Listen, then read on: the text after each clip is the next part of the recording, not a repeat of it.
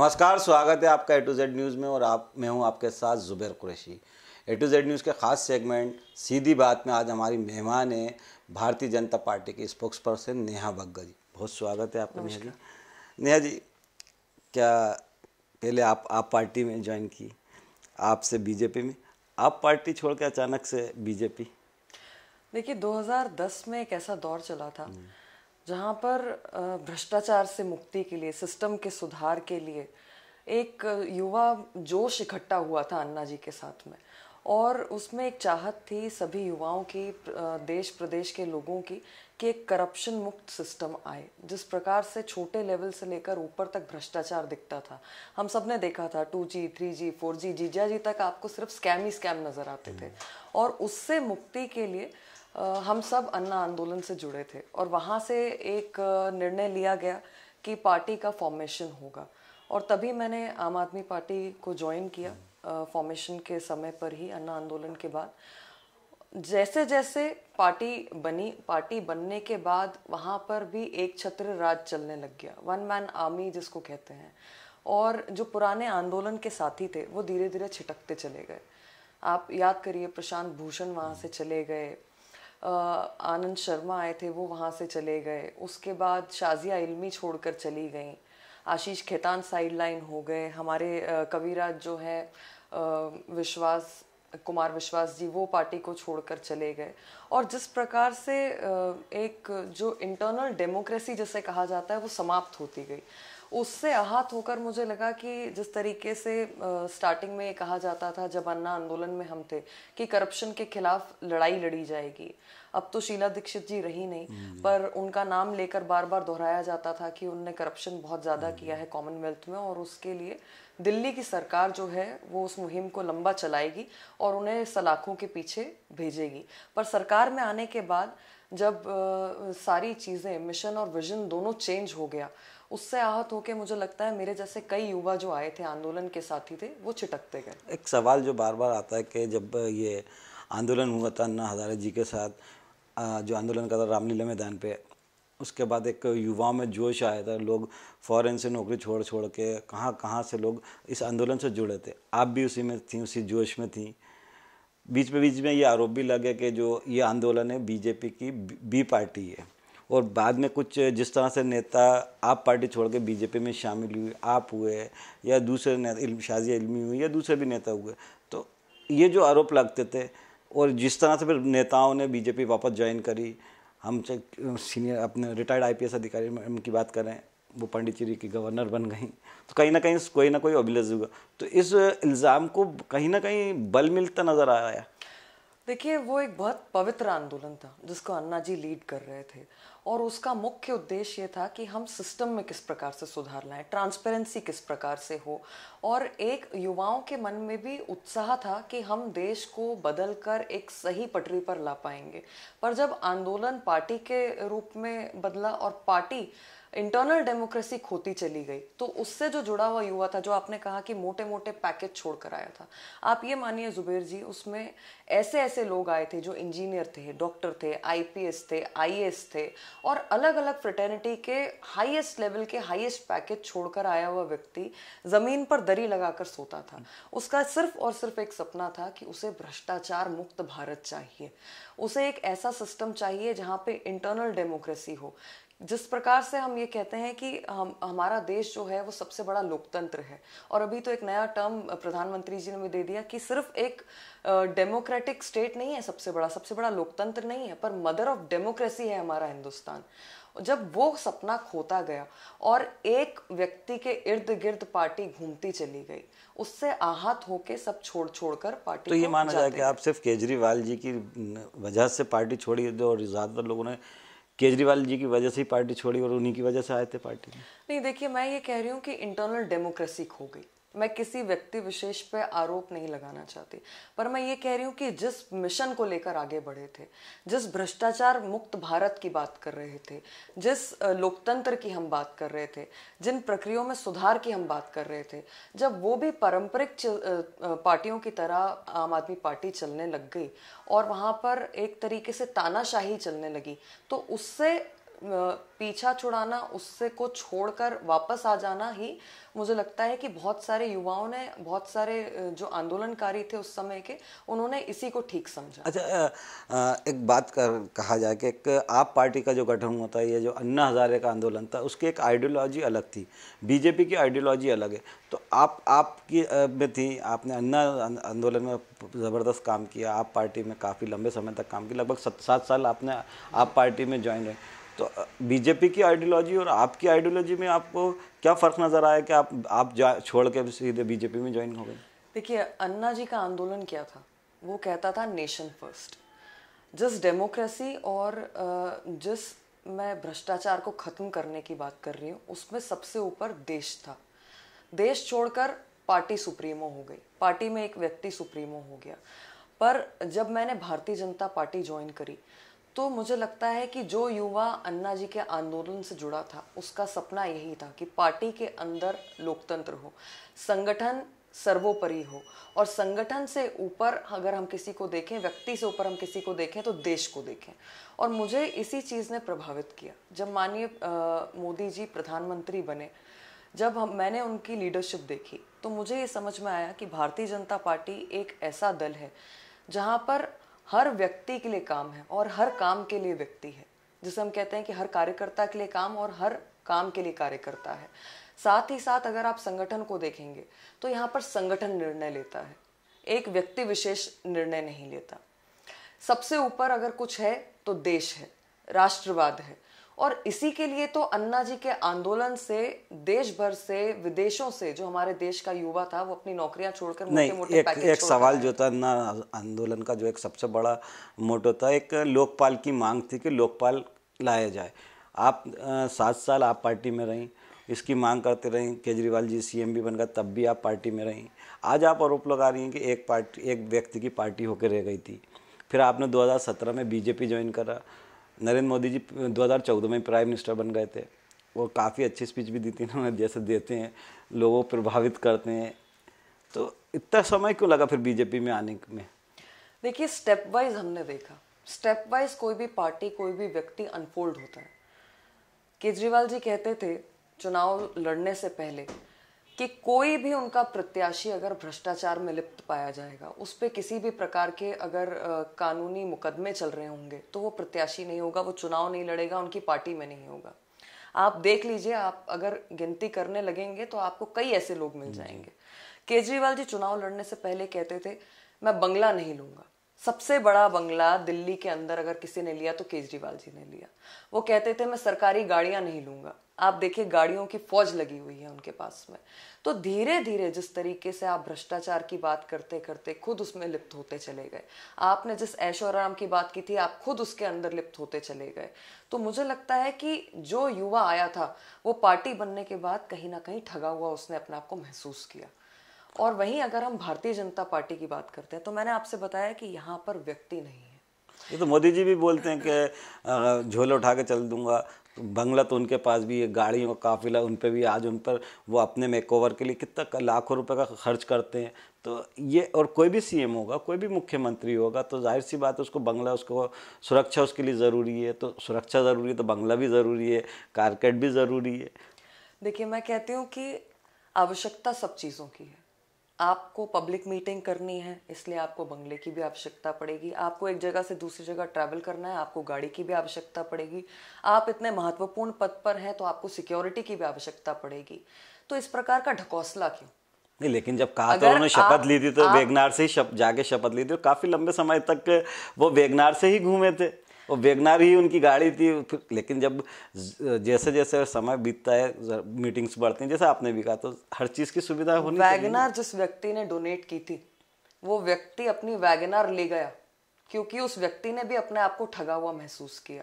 और ऐसा नहीं है कि बहुत लंबा समय, क्या उन्हें मुख्यमंत्री बनने से पहले नहीं पता था कि गाड़ी बंगले की अगर वो उन्हें मुख्यमंत्री आवश्यकता नहीं बनते तो या मुख्य चुनाव नहीं लड़ते, तो क्या आज आप पार्टी में, आज आप होती क्या? सिर्फ उनके मुख्यमंत्री बनने या एक आदमी की पार्टी बन के रह जाने की वजह से आपने बीजेपी ज्वाइन करी?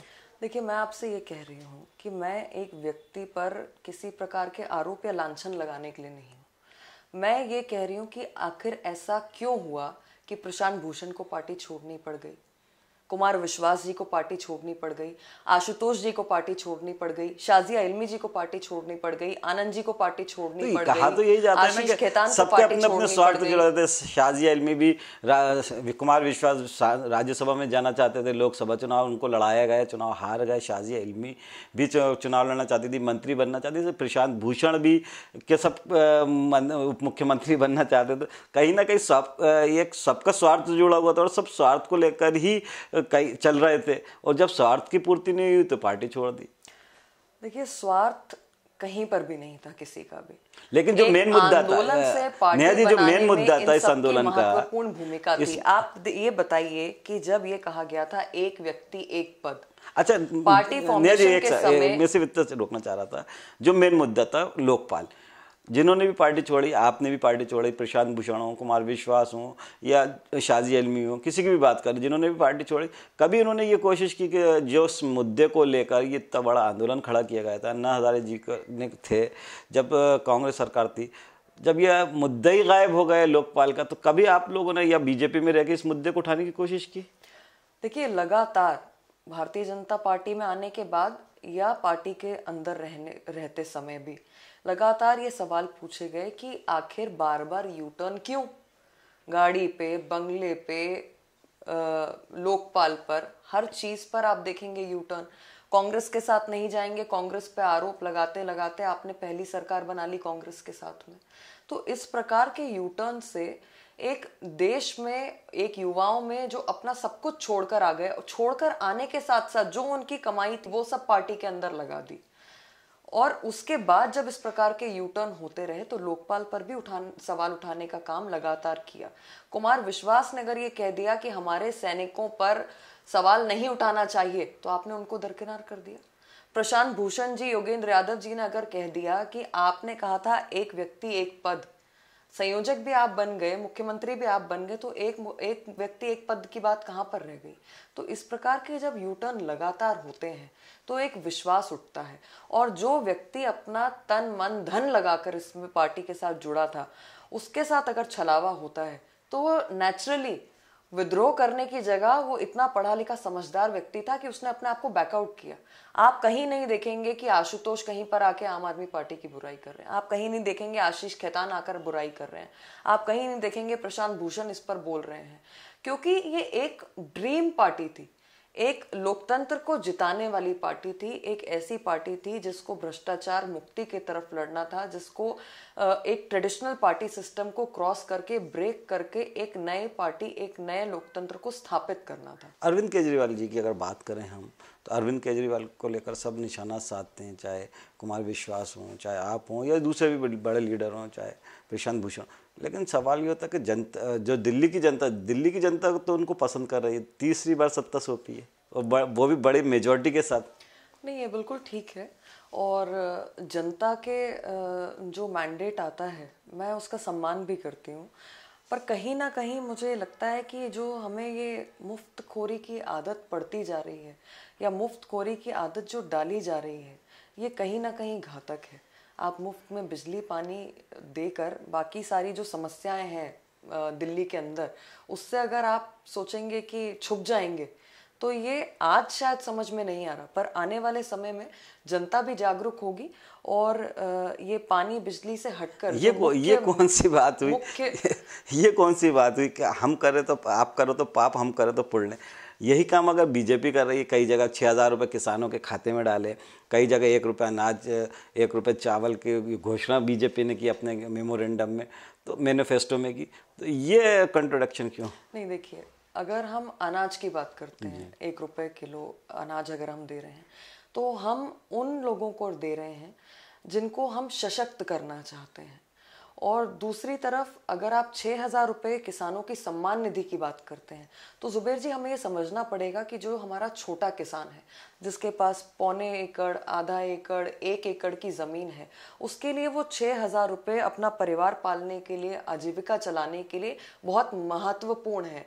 पर आप जिस बिजली पानी को मुफ्त करने की बात कर रहे हैं, मध्य प्रदेश में भी बिजली पानी मुफ्त की गई है, शिवराज सरकार ने कही है, बीजेपी ने यहाँ पर भी करी है कि 1 रुपये यूनिट बिजली, बीजेपी ने शुरुआत की है इसकी। देखिए, एक मैं तो आपसे कह रही हूँ कि सरकार कोई भी हो, अगर आप सिर्फ जनता को मुफ्तखोरी की आदत डालते हैं तो इसे मैं व्यक्तिगत तौर पर सही नहीं मानती। और मैंने आपको किसान सम्मान निधि के बारे में बताया, साथ में 1 किलो गेहूं चावल के बारे में बताया कि इससे एक तरफ सशक्तिकरण की बात हो रही है, जो निम्न वर्ग है आप उसका घर परिवार पालन पोषण के लिए आप वो पैसा दे रहे हैं, और दूसरी तरफ आप मुख्य मुद्दों से भटकाने के लिए केजरीवाल जी ने उन्हें एक ये मुफ्त बिजली। अच्छा, कभी कभी आपको अफसोस होता है आप पार्टी छोड़ने का? मुझे कोई अफसोस नहीं है। मुझे गर्व है कि मैं भारतीय जनता पार्टी का एक महत्वपूर्ण अंग हूँ, और मुझे गर्व है कि मैं उस पार्टी का हिस्सा हूँ जहाँ पे व्यक्ति विशेष नहीं बल्कि संगठन निर्णय लेता है, और संगठन के निर्णय से पूरी पार्टी आगे चलती है। भारतीय जनता पार्टी का कोई भी ऐसा जर्नलिस्ट आप जिसको कह दें, या कोई ऐसा बाहरी व्यक्ति आप जिसे कह दें, वो भविष्यवाणी नहीं कर सकता कि आने वाले साल 2 साल 3 साल बाद कौन यहाँ पर प्रदेश अध्यक्ष बनेगा, कौन मुख्यमंत्री बनेगा। और वहीं पर अन्य पार्टियों में, चाहे आप आम आदमी पार्टी को ले लें, बसपा को ले लें, सपा को ले लें, कांग्रेस को ले लें, तो एक पहले से आपको पता है कि जो ये परिवारवाद चल रहा है, जिस प्रकार से वन मैन आर्मी चल रही है, वो इन पार्टियों में साफ नजर में आती। बिल्कुल नहीं। आप बताइए, क्या राकेश सिंह जी, आकाश नंदू भैया, विजयवर्गीय हो जाएं, मुदित मुदलियार हो जाएं, या गोपाल भार्गव जी के पुत्र हो जाएं, या नरेंद्र सिंह तोमर के पुत्र हो जाएं, शिवराज सिंह चौहान के पुत्र, सब राजनीति में आगे बढ़ रहे हैं, कदम ताल कर रहे हैं, और आने वाले कुछ सालों में आप इनको बड़े लीडर के रूप में भी देखना चाहेंगे। कहाँ है छोटा कार्यकर्ता? मैंने आपसे क्या कहा कि हम संगठन में जब बात करते हैं और संगठन की जब बात करते हैं तो बाकी पार्टियों से आपको सबसे अलग भारतीय जनता पार्टी दिखेगी। भारतीय जनता पार्टी, वो तो आज आप बोल रहे हैं ना, जब आप बीजेपी में आज आ गए, बीजेपी में पहले जब आप पार्टी में थे तब बीजेपी में आपको बुराई नजर आती थी? नहीं, बिल्कुल नहीं। मैंने कभी भी बुराई करने के लिए बुराई नहीं करी है। हाँ, ये जरूर है कि अगर किसी मुद्दे पर सही नहीं लगता तो ये डेमोक्रेसी है, आप पार्टी के अंदर भी रहकर उस चीज पर उसका खंडन कर सकते हैं, उसके बारे में क्या सुधार हो सकता है उसकी बात कर सकते हैं। और जिस मैं पार्टी में फर्क कर रही हूँ, फर्क बता रही हूँ आपको अन्य दलों में और भारतीय जनता पार्टी में, हम भारतीय जनता पार्टी के संगठन में कभी भी ये तय नहीं कर सकते कि इसमें राष्ट्रीय अध्यक्ष या प्रदेश अध्यक्ष कौन होंगे। आप चाहे किसी भी प्रदेश में देख लें या राष्ट्रीय अध्यक्ष को देख लें, यहाँ पर कभी भी एक भविष्यवाणी नहीं की जा सकती है। पर अन्य दलों में जब आप देखेंगे तो वहाँ भविष्यवाणी की जा सकती है। कहाँ है अगर राष्ट्रीय स्तर पर बात करें, नरेंद्र मोदी जी और अमित शाह जी के अलावा कौन दूर दूर तक नजर आ रहा है? आपको क्या ये पता था जब अमित शाह जी प्रदेश राष्ट्रीय अध्यक्ष थे कि उनके बाद जेपी नड्डा जी राष्ट्रीय अध्यक्ष बनने वाले हैं? सबको पता था। क्या वो एक परिवार से आए हैं? सबको पता था वीडी शर्मा प्रदेश अध्यक्ष बनेंगे, सबको पता था जेपी नड्डा राष्ट्रीय अध्यक्ष बनेंगे। राष्ट्रीय अध्यक्ष का पद नड्डा को सौंपा, अमित शाह गृह मंत्री बन गए। बिल्कुल। नरेंद्र मोदी और अमित शाह के अलावा ये तो के अलावा कोई पार्टी में तीसरे किसी की चलती नहीं है। ऐसा बिल्कुल नहीं है। जब अटल बिहारी वाजपेयी जी थे तब भी ये सवाल होते थे कि अब इसके बाद कौन। पर भारतीय जनता पार्टी में लगातार कार्यकर्ता निर्माण का कार्य चलता रहता है। आपने अभी भी देखा होगा कि प्रदेश स्तर से लेकर राष्ट्रीय स्तर तक कार्यकर्ताओं के लिए एक पूरी कार्यशाला चलाई गई है। उसमें कार्यकर्ताओं को पार्टी की रीति नीति के बारे में बताया गया है। कार्यकर्ता के निर्माण का काम लगातार जो चलता है वो सतत प्रक्रिया है, और इसके तहत जो आम कार्यकर्ता है वही भारतीय जनता पार्टी में अध्यक्ष बनता है, वही भारतीय जनता पार्टी में आपने बात करी अभी जो बात की अटल जी की, अच्छी बात की याद दिलाई आपने। अटल जी और अडवाणी जी का जब दौर था, अटल जी जैसे आज अमित शाह और अडवाणी प्रधानमंत्री नरेंद्र मोदी जी को देखते कि एक जोड़ी है, उस समय अटल जी और अडवाणी जी की जोड़ी थी। लेकिन उस समय जसवंत सिंह जी, मुरली मनोहर जोशी जी, राजनाथ सिंह जी, सुषमा स्वराज जी, अरुण जेटली जी, प्रमोद महाजन जी, ये भी थे। लेकिन आज अगर आप दूर दूर तक नज़र दौड़ाएं तो कौन है अच्छा? अमित शाह और नरेंद्र मोदी जी के अलावा आप कितने केंद्रीय मंत्रियों को जानते हैं? कितने आप चूंकि बीजेपी के स्पोक्स पर्सन भी हैं, तो कितने ऐसे बड़े लीडर हैं जिनको आज सामने आते हैं? आप ऐसा क्यों मानते हैं? मैं नहीं मानता, ये दर्शक मानते, पब्लिक मानती है, लोगों की, ये मेरा सवाल नहीं है। प्रधानमंत्री नरेंद्र मोदी जी की अगर आप कैबिनेट में देखेंगे तो आज भी बड़े बड़े कितने नाम याद हैं आपको? प्रधानमंत्री जी के साथ में आपने स्वर्गीय जेटली जी का नाम लिया, वो उनकी कैबिनेट में रहे। आपने स्वर्गीय सुषमा स्वराज जी का नाम लिया, वो उनकी कैबिनेट में रही। आज भी अगर आप देखेंगे तो नितिन गडकरी जी वहां पर हैं, जयशंकर जी वहां पर हैं, इसी प्रकार से पीयूष गोयल जी वहां पर हैं, रविशंकर जी वहां पर हैं, और तमाम सारे जो कार्यकर्ता भारतीय जनता पार्टी का झंडा उठाकर रीति नीति के साथ आगे बढ़े हैं, वो आज प्रधानमंत्री मोदी जी के साथ आपको उनके कैबिनेट में नजर आते हैं। अच्छा, बीजेपी की आइडियोलॉजी जो है आपको पसंद आई? पहले आप थे, फिर बीजेपी आप छोड़कर बीजेपी की आइडियोलॉजी पसंद आई। बीजेपी में जो आइडियोलॉजी, तो आइडियोलॉजी में आपको क्या सबसे ज़्यादा पसंद आया? मैंने आपसे वही बताया कि भारतीय जनता पार्टी की जो सबसे अच्छी खूबसूरती है कि भारतीय जनता पार्टी में संगठन निर्णय लेता है, संगठन सर्वोपरि है, और संगठन से भी ऊपर राष्ट्र सर्वोपरि है। राष्ट्र को सबसे ऊपर देखा जाता है। यहाँ पर व्यक्ति की पूजा नहीं की जाती अन्य दलों की तरह।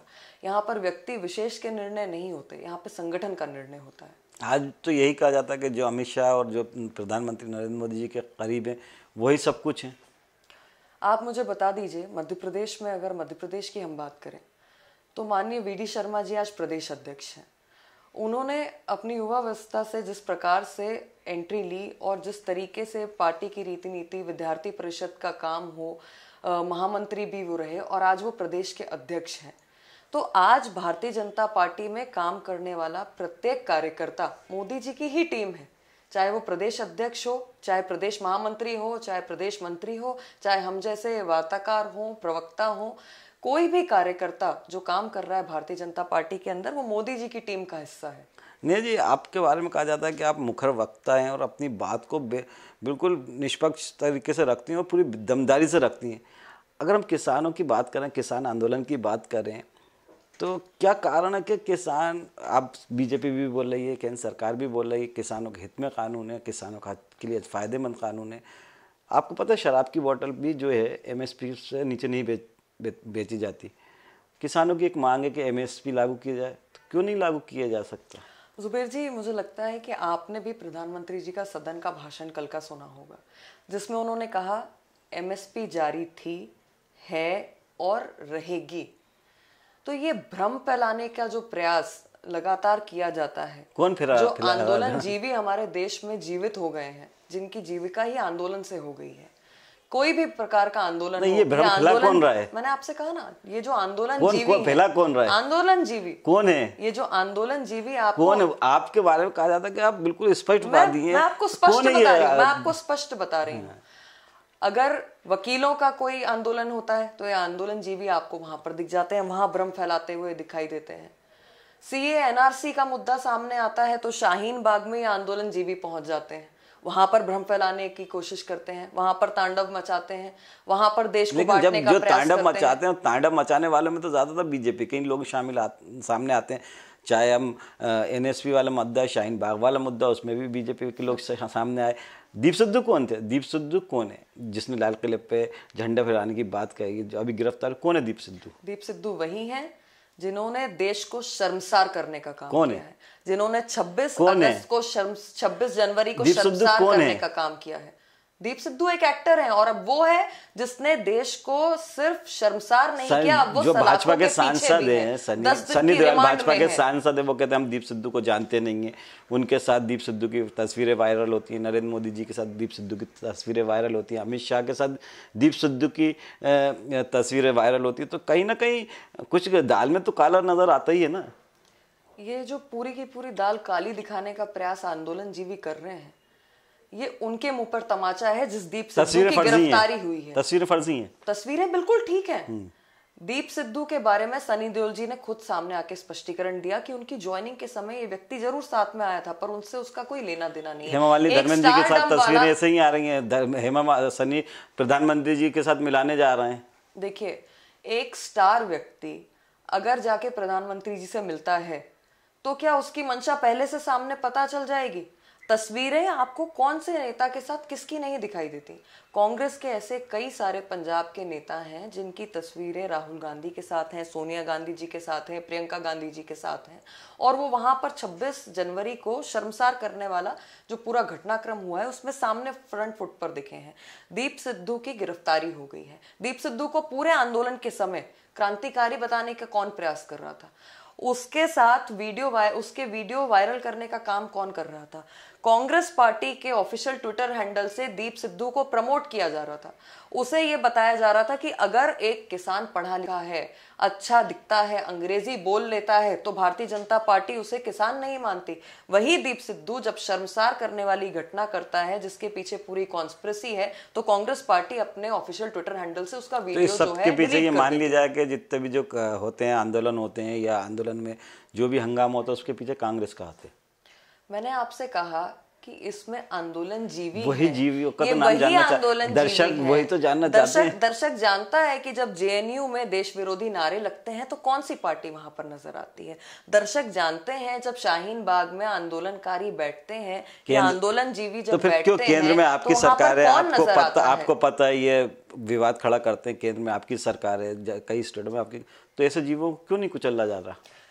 जब इनके साथ वाले जो आंदोलन जीवी हैं जेल के पीछे जाते हैं तो हाय हाय करने वाले भी सबसे पहले कांग्रेसी होते हैं। मैंने आपको उदाहरण दे दिया, जब जेएनयू में देश विरोधी नारे लग रहे थे तो राहुल गांधी जी वहां पर बैठे हुए थे।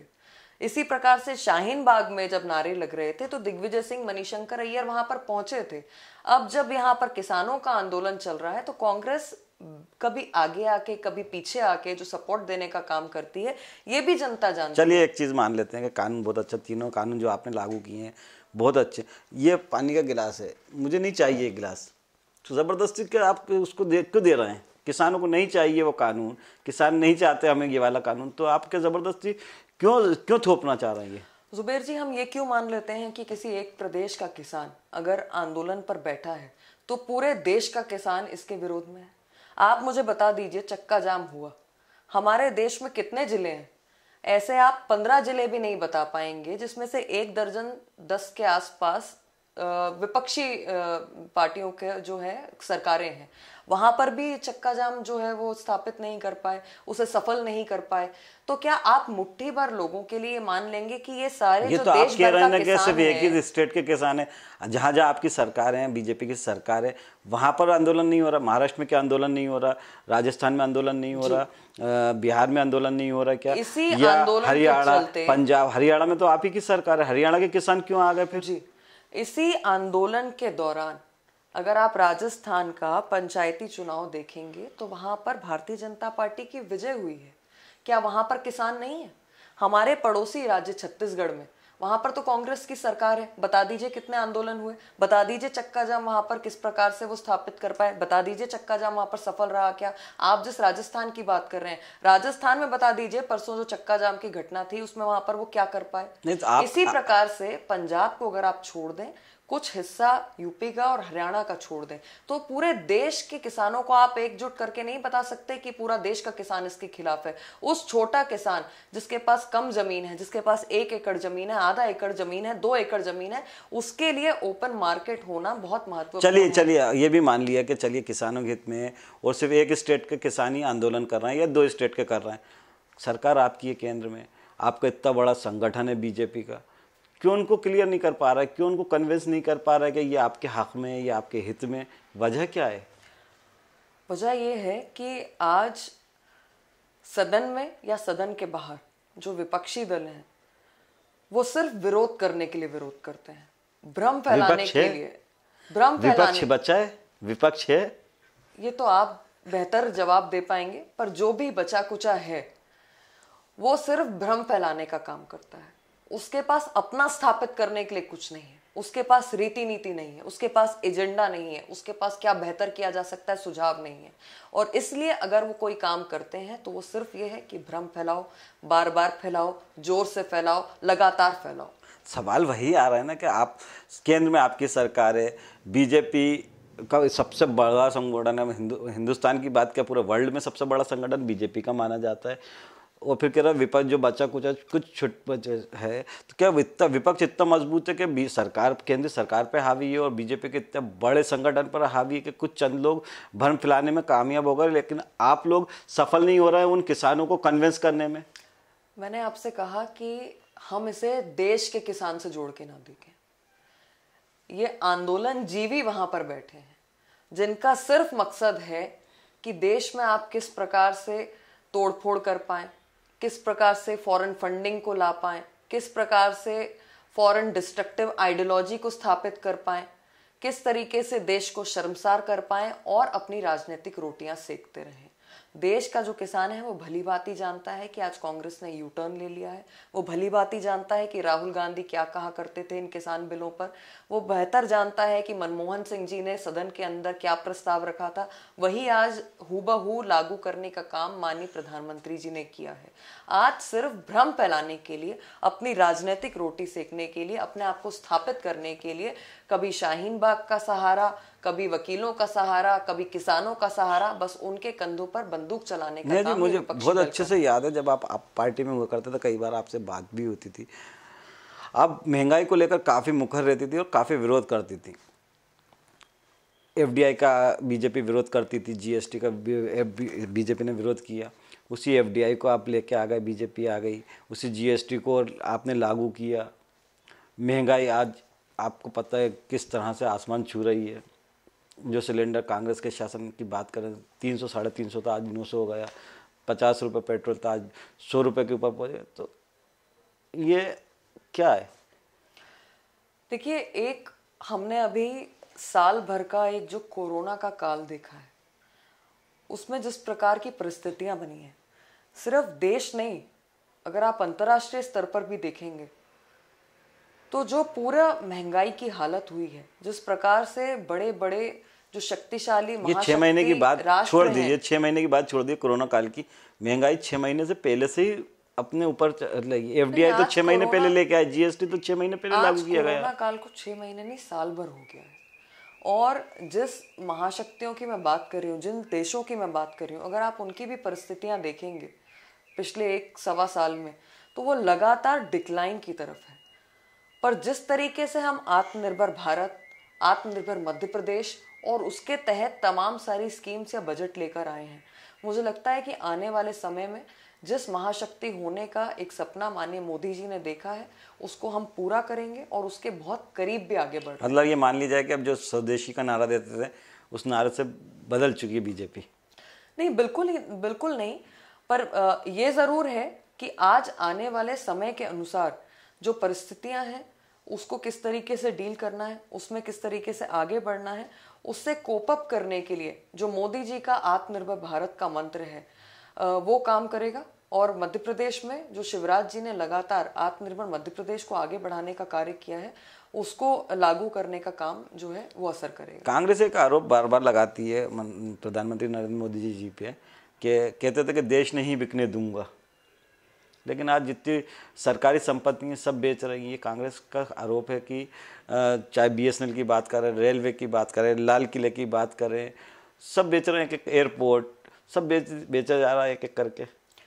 देखिए, मैंने आपसे कहा ना कि कांग्रेस भ्रम फैलाने में एक्सपर्ट है। बिक तो रहे ना। उनके पास अपनी कोई रीति नीति नहीं है। अगर हम किसी प्रकार से देश को एक अच्छी गति दे सकते हैं तो कांग्रेस के पेट में दर्द होने लग जाता है। वो देश बिकने की बात करते हैं, पर जब हमारे सैनिक जाकर एयर स्ट्राइक करते हैं तो हमारे नहीं, सैनिकों मेरा पर सवाल क्या उठा है देते हैं। कि बीएसएनएल बिक रहा है, एयरपोर्ट बिक रहे हैं, रेलवे बिक रहा है, लाल किला भी बिक गया, तो ये ठीक है? देखिए, बिकना और मॉडिफिकेशन में फर्क होता है। वो जिस तरीके से एयर इंडिया जैसा बड़ा हाथी कर्ज में डुबा डुबा के देश को पालने का काम कर रहे थे, अगर आज उससे निजात पाकर देश को आगे बढ़ाने के लिए फैसला लिया जा रहा है तो कांग्रेस फिर से भ्रम पैदा करने का प्रयास कर रही है। इसका सीधा असर जनता पे नहीं पड़ेगा? ये जो अगर अपन सरकारी सेवा और एक सरकारी चीज़ों में जो सुविधा मिलती थी, बीएसएनएल में जो सुविधा मिलती थी, या एयरपोर्ट में जो रिलैक्सेशन मिलता था जनता को, जब प्राइवेट हो जाएंगी सब चीज़ें प्राइवेट, तो वो अपनी मर्ज़ी से, जैसे पेट्रोल को आपने फ्री हैंड कर दिया, डीजल को फ्री हैंड कर दिया, आज आप कहते हैं कि मैं पेट्रोल डीजल के रेट बढ़ रहे हैं तो आप कहते हैं कि इस पर हमारा कंट्रोल नहीं है। जब फेयर बढ़ेगा, एयर फेयर बढ़ेगा या रेलवे के टिकट्स बढ़ेंगे, तब भी आपका यही वर्जन होगा। देखिए, जब कंपटीशन बढ़ता है तो इससे जनता का नुकसान नहीं, जनता का फायदा होता है। जब एक दो टेलीकॉम हुआ करते थे तो आप याद करिए कि आपको एक एसटीडी कॉल करने के लिए कितना पैसा देना पड़ता था। आज जब आपके पास कॉम्पिटिटिव मार्केट है, आपके पास अलग अलग टेलीकॉम इंडस्ट्री है, तो आप वहीं पर देखेंगे कि आपको कितनी दरें इंटरनेट की कम हो गई हैं। आपकी कॉल्स जो हैं वो लगभग जीरो के बराबर आ गई हैं। मंथली आप एक पैकेज लेते हैं और पूरा महीना मुफ्त में आपकी बात होती है फ़ोन पर। उसी प्रकार से एयरलाइन की बात करिए तो जब सिर्फ एयर इंडिया हुआ करती थी तो हम एक छोटे से डेस्टिनेशन, नज़दीक के डेस्टिनेशन में जाने के लिए 8, 10, 15 हज़ार रुपए की फ्लाइट की टिकट देते थे। वहीं पर जब मार्केट बढ़ा, एयरलाइन इंडस्ट्री बढ़ी, कंपटीशन बढ़ा, तो आपकी जो वही डिस्टेंस है आज 1500, 2000, 2500 रुपए में आप उस फ्लाइट का सफर तय कर लेते हैं। तो एक ये मूल अंतर है कि आप कंपटीशन बढ़ाने का काम भारत सरकार कर रही है। ईंधन को लेकर क्या कहेंगे? और दूसरी ओर पेट्रोल डीजल, घरेलू सिलेंडर, पेट्रोल डीजल गैस की जो कीमतें हैं वो हम सब जानते हैं, जनता भी भली भांति जानती है कि अंतर्राष्ट्रीय मार्केट पे पूरा डिपेंड करता है। अंतर्राष्ट्रीय मार्केट में जब गिरावट आती है, उछाल आता है, उस हिसाब से हमारा मार्केट आज क्रूड ऑयल की अगर बात करें तो क्रूड ऑयल पहले के मुकाबले बहुत सस्ता है। छोटा सा देश है नेपाल। नेपाल में आज डीजल पेट्रोल या ईंधन की बात करें, गैस सिलेंडर, तो काफ़ी आधे से भी ज़्यादा कीमत है। तो ये फ़र्क कैसे है? तो सिनेरियो भी बहुत अलग अलग है। जिस प्रकार से हम यहाँ पर काम कर रहे हैं, जिस प्रकार से हमारे देश की आबादी है, जिस प्रकार से हमारी इकोनॉमी है, जिस प्रकार से हम ग्रोथ को बढ़ावा देना चाहते हैं, उसको लेकर एक रेगुलेटरी पूरी बनाई जाती है। और मैंने आपसे कहा कि इसका सीधा असर जो होता है, जो इसका सीधा असर पड़ता है उपभोक्ता पर या हम पर, उसका डायरेक्शन जो आता है वो अंतर्राष्ट्रीय मार्केट से आता है। चलिए नेहा जी, एक आखिरी सवाल आपसे। अभी जो हिंदुस्तान में दो तरह के मीडिया चल रहे हैं, एक गोदी मीडिया और एक रविश कुमार मीडिया। तो ये गोदी मीडिया और ये रविश कुमार मीडिया में आप क्या मानते हैं, क्या अंतर है? देखिए, मुझे ये लगता है कि मीडिया का काम जो है वो सत्य दिखाना है, निष्पक्ष होकर अपना कार्य करना है। और जो इस प्रकार की टर्मिनोलॉजी के अंदर घुसते हैं, शायद उन्होंने अपने कार्यकाल में यही काम किया होगा, इसलिए उन्हें लगता है कि जो भी सरकार आएगी, जो भी स्थापित लोग होंगे, अगर उनके पक्ष में या विपक्ष में मीडिया कुछ काम कर रहा है तो उसे वो इस प्रकार के सवाल किससे पूछा जाना चाहिए, विपक्ष से या सरकार से? सवाल दोनों तरफ से होने चाहिए, चाहे पक्ष हो चाहे विपक्ष हो, क्योंकि विपक्ष हमारे लोकतंत्र का बहुत ही अहम हिस्सा है। वो आवाज उठाता है, वो नियंत्रण करने में काम करता है सरकार को, और सरकार जो पॉलिसी मेकर है उससे भी सवाल होने चाहिए, क्योंकि वो सीधा उसका इम्पैक्ट जनता पर पहुंचता है। तो दोस्तों, ये थे हमारे साथ भारतीय जनता पार्टी के स्पोक्स पर्सन और प्रखर वक्ता नेहा बग्गा जी, जिनसे आज हमने सीधे सवाल में सवाल चाहे, जिन्होंने सवाल के कई सवालों के सीधे सीधे जवाब भी दिए और बेबाकी से भी जवाब दिए। आज आप पार्टी से बीजेपी तक के सफ़र के बारे में बताया और बीजेपी ज्वाइन करने की का वजह भी आपको बताई, आइडियोलॉजी से प्रभावित हुई बीजेपी की। और जो ख़ास बात कही है कि किस तरह से किसानों को लेकर जो कहा है कि कांग्रेस भ्रम फैला रही है, कुछ जो आंदोलन होते हैं, जो इनमें आंदोलनों में विवाद होता है, उसमें जो कुछ लोग हैं वो जान करके विवाद खड़ा करते हैं। बहरहाल आप हमारे शो में आए, आपका बहुत बहुत शुक्रिया। देखते रहिए दर्शकों A to Z न्यूज़। और इस तरह से और एक बार जो आपसे ज़रूर कहना चाहता था कि हमारे चैनल को सब्सक्राइब कीजिए। अगर आपको अच्छे इंटरव्यू पसंद आए तो उसको लाइक कीजिए, शेयर कीजिए। नमस्कार।